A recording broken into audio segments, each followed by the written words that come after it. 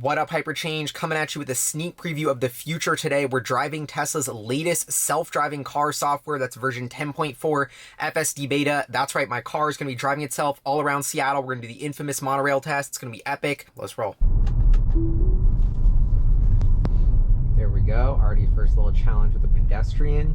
So for those who don't know, and if you're new to these videos, this is Tesla's full self-driving beta software. The car is 100% driving itself right now. I'm in control. I'm monitoring the vehicle. Basically, like, you feel like you're commanding a spaceship, kind of. Like, if I was in charge of maybe a plane that was flying itself or some sort of spaceship, I'm navigating the vehicle. I'm telling it the speed, but I'm not touching the pedals. It's doing all the steering for me.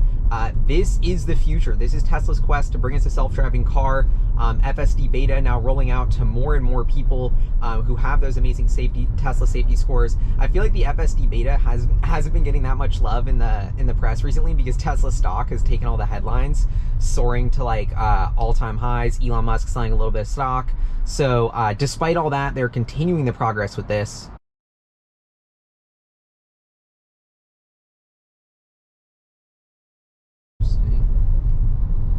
Some action coming up here. Okay, good. Very smooth so far. And it's interesting, I gotta admit, kind of like, I saw this tweet that really hit home that was like, you know, first day of FSD beta, like, you're obsessed, you're using it constantly, like, you think this is amazing. Second day, you're like, oh my gosh, this sucks. Third day, you're like, oh my god, it's amazing, I can't wait for the next update. Fourth day, you never use it again.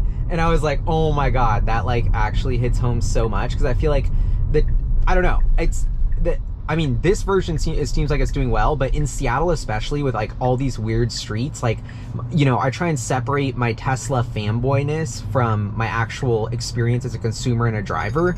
Oh, nice, okay, handled that.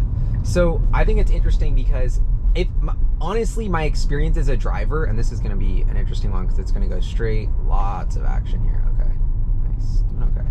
Wow, very confident. But yeah, my experience as a driver is, honestly, I don't engage it that much. I gotta be honest. Like, I don't when I'm just driving around myself, because I'm always late. Like, I'm always late to where I'm going. So FSD gets you there a little bit slower. And then I just feel like I don't have the patience.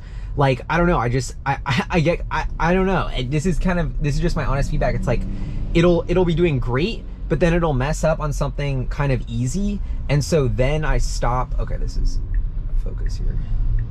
Wow, it's doing really good. This is not easy at all. Is it gonna pull this off? Wow, okay, that was good. But like, even moments like there, like, you gotta watch it.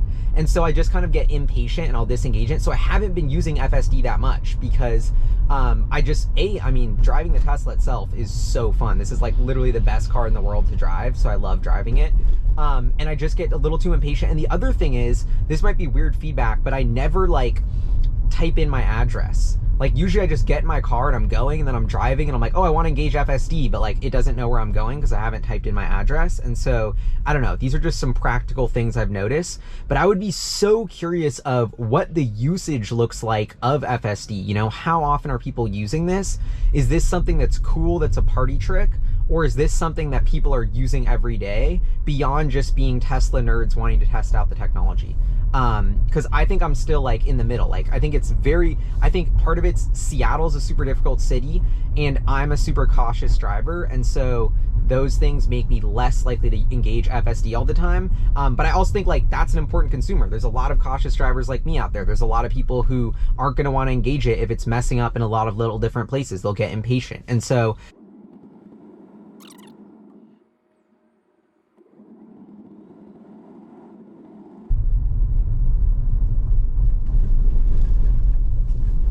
this is the monorail right here. So I'm gonna disengage on purpose here and take us to the monorail. This is it, first monorail test, got it set up. This is a 3-block lane change, so medium difficulty. Getting honked at, I don't know why it's stopping.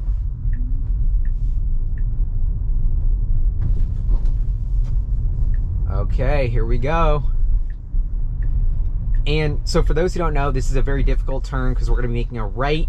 Then there's all of these pillars on this one way. Then it's going to try and get in the left lane in between these pillars, which is a technically, I still don't know if it's a legal or illegal move. It's something that a lot of Seattle drivers just do. This is just a very unique street that Seattle has. And it's just an example of edge cases, you know, finding these really weird things that you wouldn't think of, that are hard to model, that are hard to predict, and how does the software adapt to these environments? That's what we're tracking here. So we've got the light, we've got no pedestrians that are going to go in or wide. And I haven't, wow. It did it. I literally did not touch it at all. Did not give it gas, did not give it juice, took the wide way.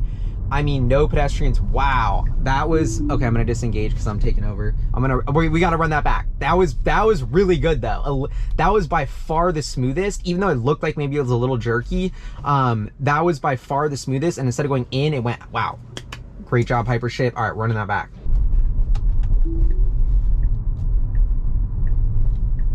All right, monorail test number 2. Whoa, give it a little juice there. I don't know why it's jittery at those crosswalks. Okay, so far this has been by far the best test. See, I have not disengaged at all so far, except on purpose for me, just to change where it was going. But see, I got some people behind me, so that's always fun. Wow. Nails it again. Damn. Okay. I mean, am I going too easy on it now? I'm like, shit. And so, see, you gotta do this.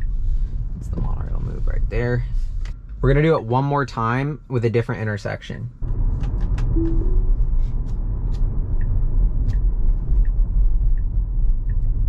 Okay, here we go. Third monorail test. Oh, I had to give it a little juice there. Having a lot of trouble making the right turns. Okay. This is it. Now we're in the only bus lane. You know how that goes. Okay, now we got the light. Now we got pedestrians. So let's see if it lets them go. Yep.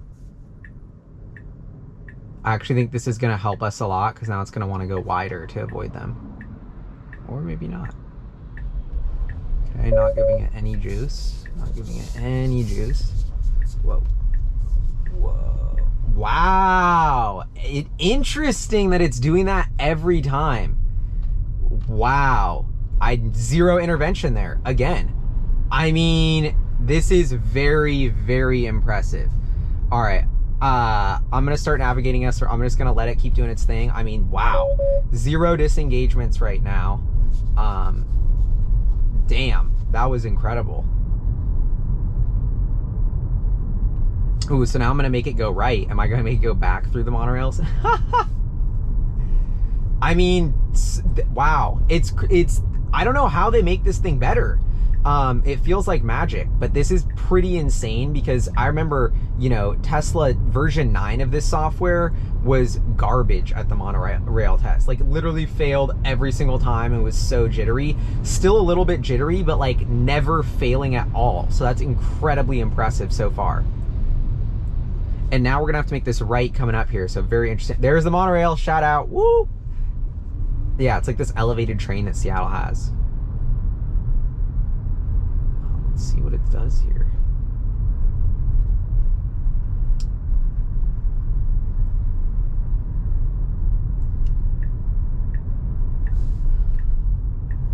Okay, we've got a car in that lane. This is not going to be easy.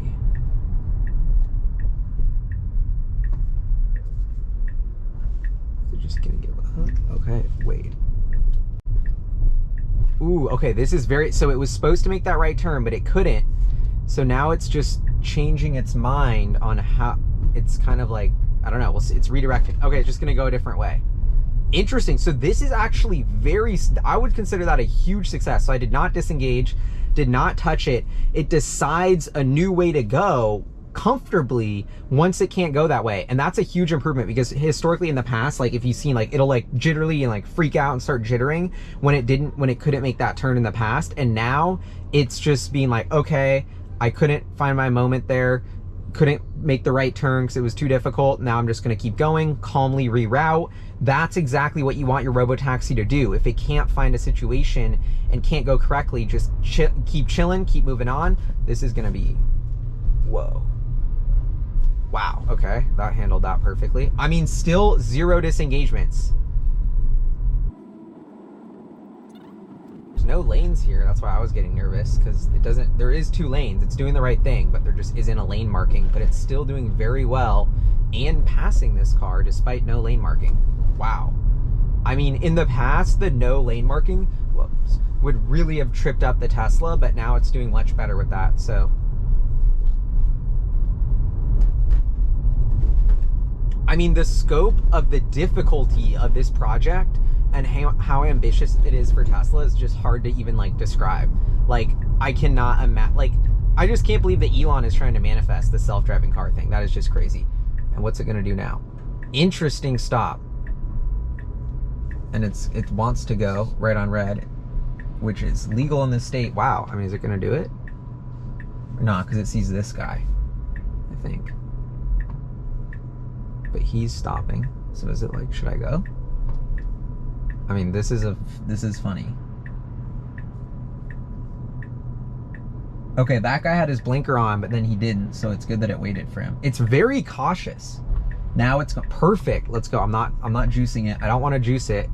Wow, it did that all by itself. Let's go. That was very good.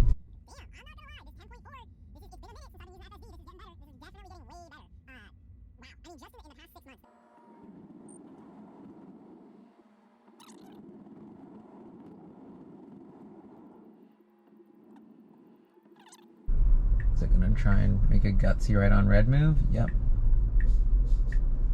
There's a car coming. I cannot see right now very well because there's a car parked right there. But this is where I'm hoping the cameras can see better than me. Superhuman. Wow. Wow. Oh my god. That was bomb. Alright, it did that right on red. I had not touched it.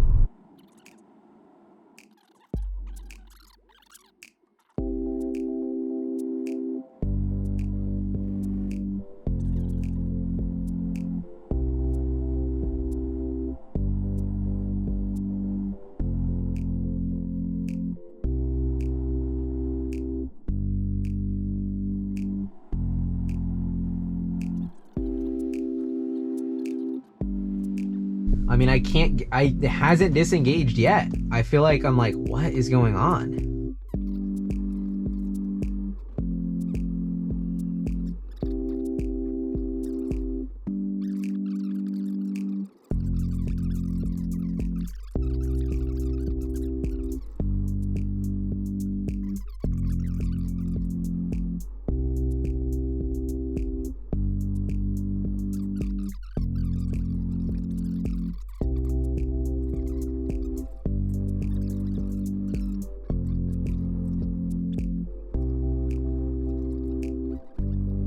Unless something goes really wrong, this has been a perfect drive.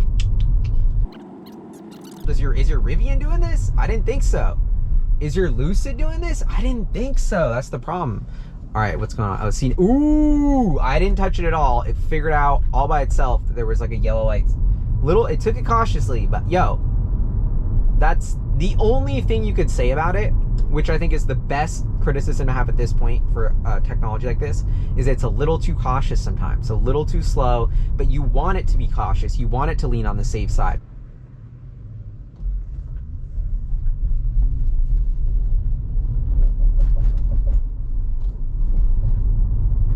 Got some pedestrian crossings here. This is where the Chaz was, if you are familiar with Seattle history, or the CHOP, Capitol Hill Autonomous Zone. We are in Cap Hill right now. I didn't touch anything right there. This has got a very interesting cone situation here. Ooh, perfect, perfect.